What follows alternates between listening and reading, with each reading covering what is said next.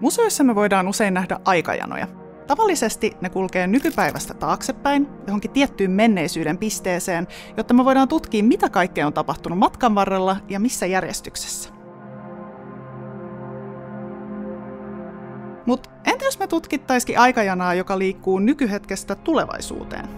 Amos Rex on luonut yhdessä Lasten ja nuorten säätiön tulevaisuuskoulun kanssa aikajanoja, joita sä voit itse täyttää.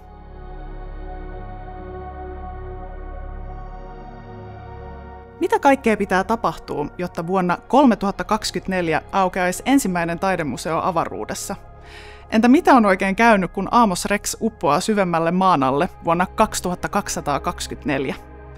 Osan tapahtumista osaat ehkä kuvata sanoilla, kun taas osaa jollain muulla vähän avoimemmalla tavalla. Kuvittelemalla aikajanoja, joita ei ole vielä tapahtunut ja jotka on koko ajan täysin muokattavissa, me voidaan avata meidän ajatuksia erilaisille mahdollisuuksille. Tällöin me voidaan myös oppia, mitä me toivotaan, että tapahtuisi ja mitä me ei toivota.